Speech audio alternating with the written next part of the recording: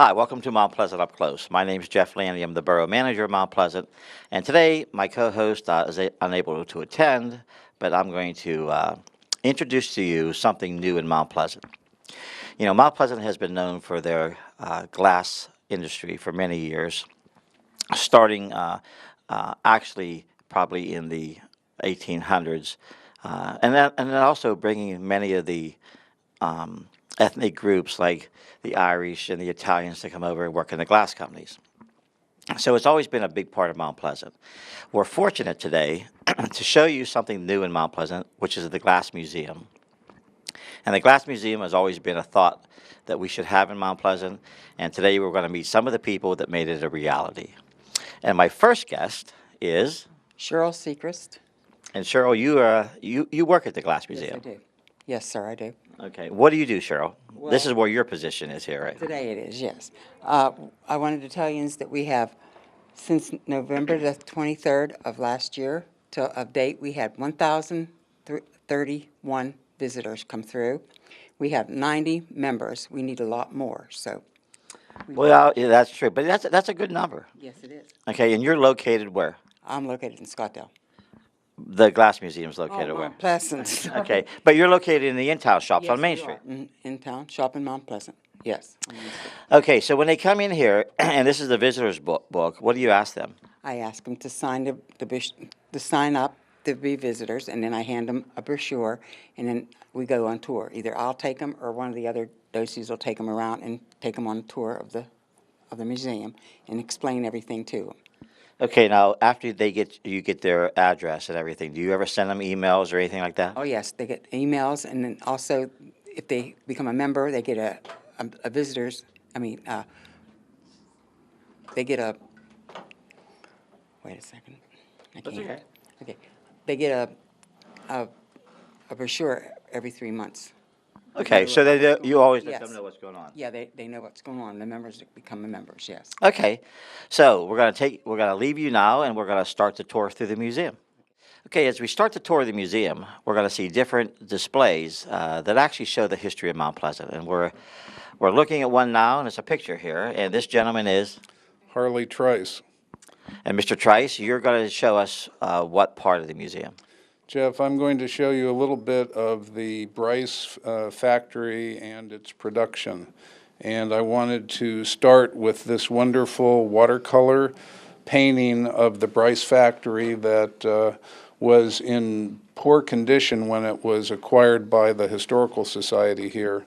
But when the Bryce family discovered that this was an actual painting rather than a print, the family decided it was something important to the history of Mount Pleasant, and consequently the family raised $1,500 to have the painting properly restored, so that the early factory, which was built here in 1896, would be something that people could see from this wonderful painting.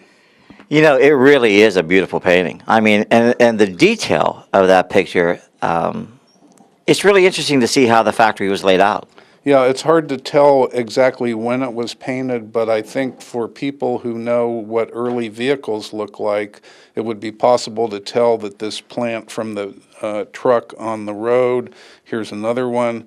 From the style of that, it probably is the teens or early 20s that this was done. Now, this is actually the picture from the plot of land now that is vacant, but on Bridgeport Street. That's correct. And my family, I'm the great-great-grandson of James Bryce, who founded the Bryce Companies, and he didn't actually live in Mount Pleasant. He died in 1893, but the Bryce Brothers Company was started really by his children, including my great-grandfather, whose name was James McDonald Bryce, and he lived in a house that unfortunately burned here 2 or 3 years ago, just off of Depot Street, but it overlooked the factory. And I wanted to talk a little bit about early glassmaking, because this museum isn't limited to the 3 factories that were here in Mount Pleasant, but also covers glassmaking from the Laurel Highlands region. And the earliest piece of glass that we have in our display is this early blown milk pan, which dates back to about 1805 or 10, and was made in Fayette County near a place called New Geneva, and that was a factory that was started by Albert Gallatin, who was the Secretary of Treasury under President Jefferson, who financed the Lewis and Clark expedition. But Albert Gallatin also is credited with having the first glass factory in western Pennsylvania. And that factory made this piece of hand-blown glass. It started in 1797, and it lasted until about 1830. This is a shaving mug that was typical of mugs kept in barber shops, usually with the patron's name written above. And this one is very rare because it was for a glass blower. And that's the first way glass was made in western Pennsylvania. You can see a furnace, and here's a glass blower and a helper sitting there on the bench. I never saw one of those until I was in the house next to my great-grandfather's house by the factory, and there was a woman there, and she had one, and that's the only other glass blower or shaving mug that I've seen. Now, James Bryce, my great-great-grandfather, started in the glass business in 1827 in Pittsburgh, and by 1850 he began his own glass company, and it was called Bryce McKee and Company. And they had graduated from blown glass into pressed glass, and pressing was done by machines. You could make a lot more glass more cheaply with fewer people. And this is an example of the glass made by that factory about 1850 or 1860. It's pattern glass made by machine, and it is in the tulip and sawtooth pattern, and it has a wonderful little stopper there and an applied handle. So that's an example of pressed glass. And what was wonderful about the Bryce factory here in Mount Pleasant is when they came here in 1896, they left Pittsburgh right when there was a huge labor strike going on there that crippled a lot of the glass companies. They wanted to have a fresh beginning. And not only did they move to Mount Pleasant, but they also decided to differentiate themselves from their standard production of pressed glass by going back to the old traditional method of blown glass. There are two pieces of glass here that I want to mention. The first one is this glass, which has an original Bryce Brothers label on it, and it has a disc with an eagle. But the thing about the eagle is that it's actually a mythical bird. Benjamin Franklin wanted the national bird to be the wild turkey, and Jefferson wanted it to be an eagle. So this is known as Bryce's turkey eagle glass. It's a eagle body with a turkey head on it, so a compromise between them. And the last piece I wanted to mention is the glass with the yellow stem. And Yeah, very colorful, huh? Right. Well, first of all, the turkey eagle was made about 1955. The one with the yellow stem, and again, this is blown glass, remember, very high quality. It was made for the 1962 Seattle World's Fair, and the stem is actually the Space Needle, and this glass was made for use in the restaurant on top of the Space Needle. That's very interesting, isn't it? I guess, yeah, you can see the detail. It does look like the Space Needle. It is, and when I inherited that piece of glass, and nobody had ever told me what it was, and when somebody mentioned Bryce had made glass for the Seattle World's Fair, I knew immediately that that's what that was. Well, very good. You know what? It is good to see somebody from the family take a big interest in the glass museum industry and also come back to Mount Pleasant and help us out with all these projects. Well, we think this is a great story, and it's all about Mount Pleasant, and we hope that the people here will support the museum. Well, thanks, Harley, and again, thanks for everything here. And again, I'm amazed at that picture. It's just the detail is unbelievable. Yeah, well, I always thought it was a print. When we discovered it was a watercolor, it was really a surprise and a wonderful one. Okay, we're going to move on to the next display. Okay, we're continuing with the Bryce part of the museum, and we are with Sharon Ribel, and I'm a Bryce collector. So Sharon, I know you're a Bryce collector because I know you collect a lot of glass, but I can tell you have the passion for this. Yes, I grew up with my grandpa's candlesticks on top of our TV, and the kids in the neighborhood would come home with handfuls of broken glass from the cullet pile, and I would hold them and imagine that they were emeralds, rubies, sapphires, and diamonds. So since I was a tot, I was interested in Bryce glass. Okay, so what do we have at this display? Okay. This table and this cabinet are all Bryce, and Bryce was fine, hand-blown lead crystal. This is very good glass. When you pick it up, you can make it ring, of course. With some people use their fingernail, but I like to use my knuckle. Now use your fingernail. Little bit different tone. And this is called the Aquarius pattern. It has a diamond-shaped stem. It came in all these colors, plus some etchings and some cuttings and one other color that I don't have. And it took me 40 years to find all these sizes of the amethyst Aquarius, from the iced tea, the large iced tea, clear down to the little tiny cordial. And then this piece, this is what got me started. This was Grandpap's candlestick. Of course, it wasn't the exact one. His was blue. He gave my dad a pair of them, and they broke one. So we've been looking for a blue one for 45 years, and nobody's ever found one yet. But I did find this purple one, this amethyst one. Now, have you sold any of your glass? No. No, I just collect it. I don't sell.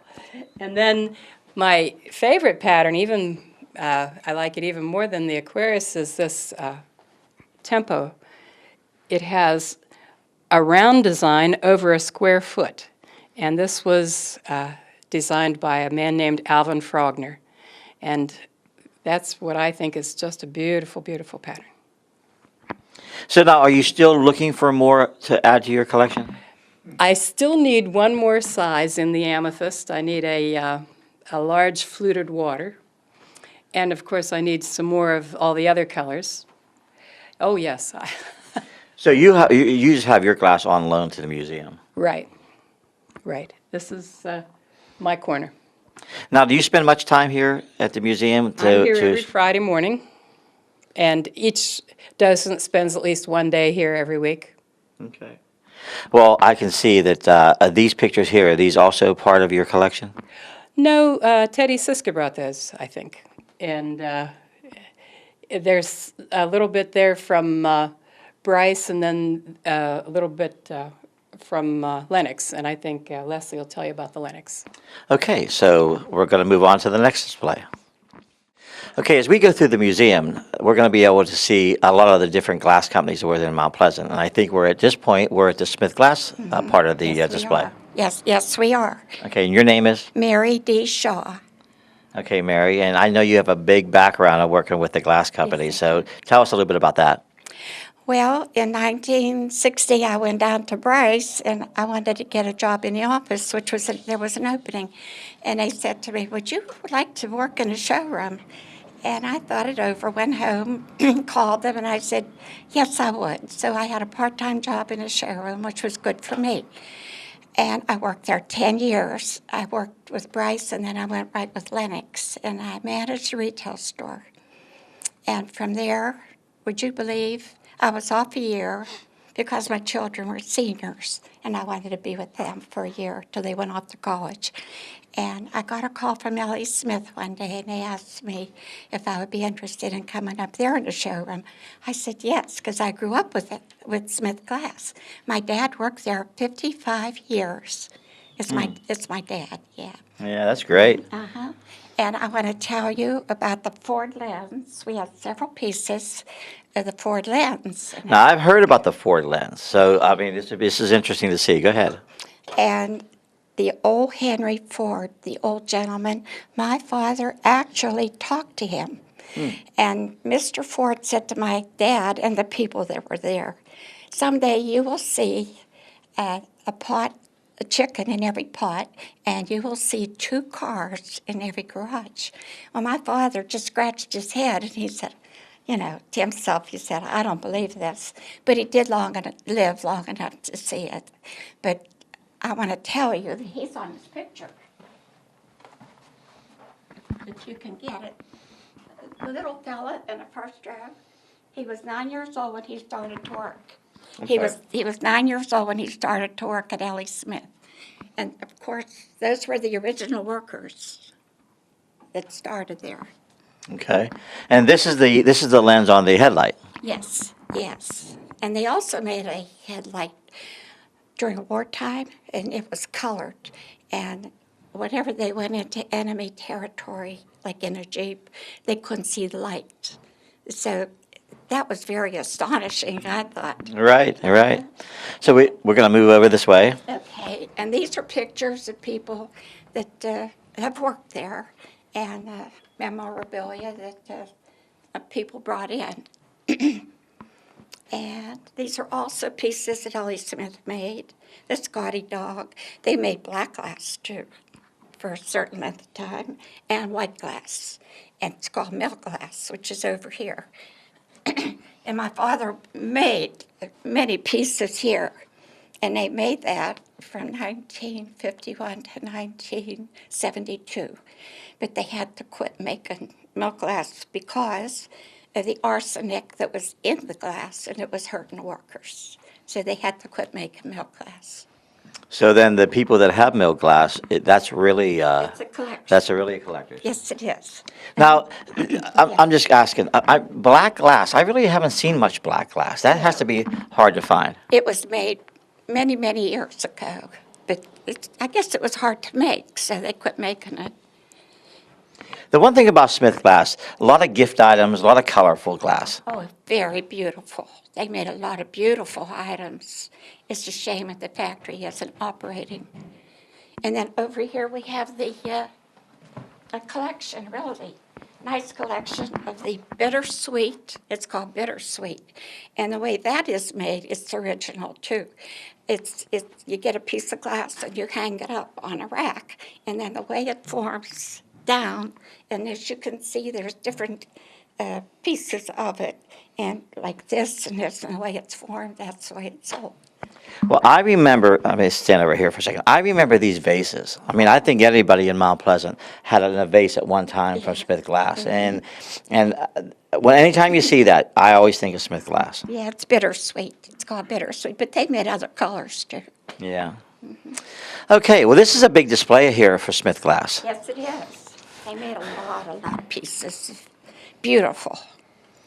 Now, your grandfather, again, what did he, my father. your father, what did he do at the plant He again? was a presser. He was a presser. Pressed, Yes, he pressed. Now, in those days, did he actually make the mold, or did somebody else make the mold? Somebody else made it, yeah. But probably back then, they had a lot of input in the mold design. Yes, they did. Yes, they did. Okay, well, listen, very, very nice. And again, you working at 3 glass companies, that's pretty good. It was wonderful. I really enjoyed it. And there's a lot of history. I just hope the people in Mount Pleasant realize how much history there is, because somebody out of every family worked there at one time or another and put bread and butter on their table. There you go. Okay, we're going to move on to the next display. As we continue on our tour of the Glass Museum, we're going to be next looking at the display from Lennox Crystal. And probably, if you think about glass in Mount Pleasant right now, Lennox Crystal probably is one of the first names that pop up because they still have a showroom here. Yes, we do, currently, yes. And it's sort of an outlet, though. It is an outlet, but it houses stuff that was made 10 years ago. Oh, is that right? Yes, there's still glass there that was made at the original Lennox plant. Okay, and your name and position at the plant? My name is Leslie Kurtz. I held several positions at the plant. I worked there for 30 years. 26 years was working with the development of machines and the cost savings to basically keep the glass industry, in Mount Pleasant. You know, the one thing, and talking to people that worked at the glass companies, they worked there a long time. It wasn't something where you worked there 5 years and moved on. People spent their whole life career working at the glass companies. Once you start working with the glass, you'll find out that it's an art. It's something that people love to do. It's all done by hand. When it's done by hand, it definitely was an achievement at the end of the day to know what you did, that you made a good piece of glass that somebody would be very happy with down the road. Well, when you just said a good piece of glass, it does make you think of crystal because of the quality. Yes, Bryce Brothers was very good quality for the type of furnaces and the glass melting that they had. In the mid-'70s, the late '70s, Lennox ventured into electric glass melting, continuous furnaces, which they eventually ended up with 3 electric melters, of which made some of the best quality glass in the world. Even though Bryce's was known for their quality, Lennox tried to withstand that and hold that edge in quality. And this particular piece is a drawn stem piece. This piece is blown by hand, gathered by hand, blown by hand, and this stem part is drawn by hand. It's called a drawn stem item. When I first started at the plant, it took 8 people to make this particular piece of glass. When the plant closed in the early 2000s, there was a 2-man shop. It was a machine, automatic machine, making this piece of glass. So we definitely did our job on cost savings there.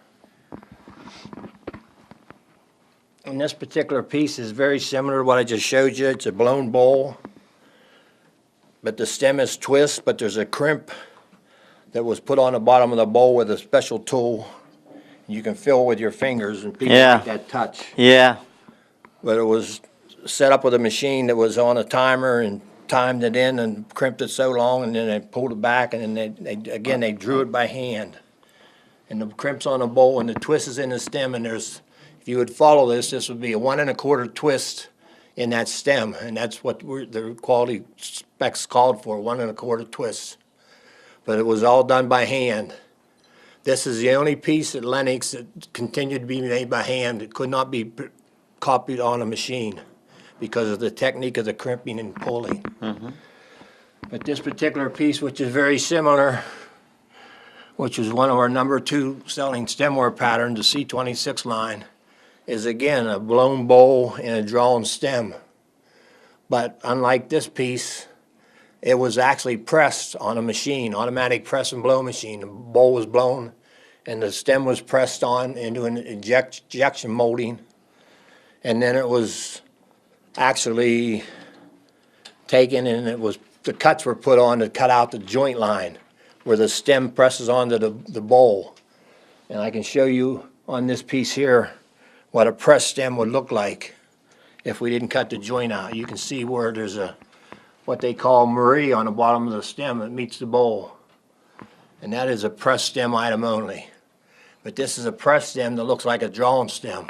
Yeah, it looks a lot different, though. It looks definitely a lot different, but again, they could be both made on the same high-speed machine, making 4,000 or 5,000 pieces in an 8-hour shift. Well, you know, it's amazing, though, that it took all those workers in the beginning, and then the technology came in and sort of actually probably made it quicker, and it looks like it's the same type of product, though. I mean, it's pretty amazing. It is the same product. That was the key. Lennox was known for light-blown, delicate stemware, and especially in the foot design. The design of the foot, most people that press glass have a clunky foot. And I can show you a piece here that we actually pressed completely. This was Lennox's first version of a pressed piece that was completely molded. In other words, this foot and stem was all together, one piece. It wasn't formed or cast. You can see how heavy it is because for the glass to flow, it has to be thick enough for it to flow. Okay. The thinner the piece, as thin as what this piece would be here, the foot, you would never be able to press it that thin. So pressing glass usually is thicker than a hand-blown piece. Because of the mold. Right. Okay. Well, very good. I'll tell you. We also Anytime ventured into very, very, very unique items like Christmas items. We have a little Santa Claus bell. We did articles like that. We did paperweights. We did numerous product lines. Well, there's one thing when you look at Lennox Crystal, it seems to shine. It seems to have that sparkle, and that little that gold ring around the top of the glass always identifies Lennox to me. Right. Okay, the one thing about the Glass Museum is not only do you see the product, you can see some of the tools that they use to make these products, Right. and some of the things that was discussed at the other displays. And your name? Don Sechrist, and I work for Lennox and Bryce and L.E. Smith, different times of my lifetime.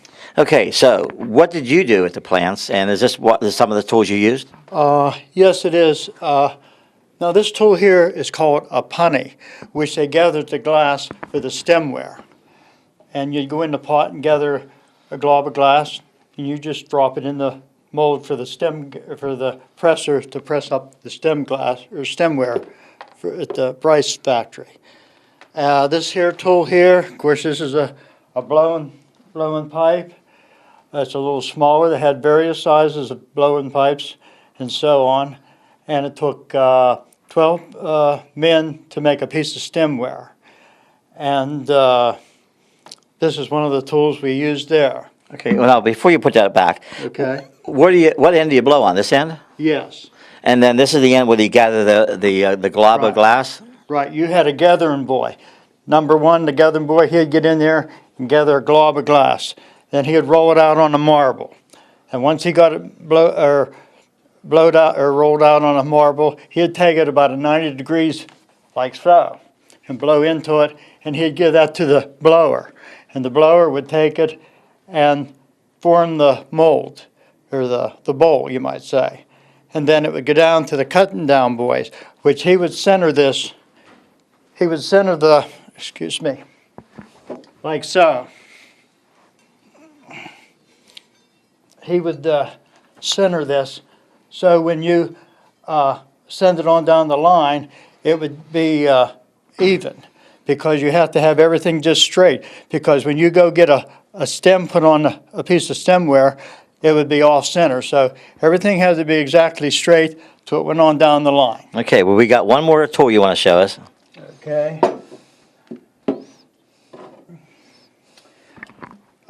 This is a pair of shears that the foot caster would use. And the foot was gathered by hand. I'm not sure if you can see how the picture here. The man is cutting off a piece of glassware that was gathered. He's called the foot caster. And he'd hold this little hole here. The punny would come down and he'd hold it, stick it on the piece of glass, cut it off, and then he would form the foot for your stemware.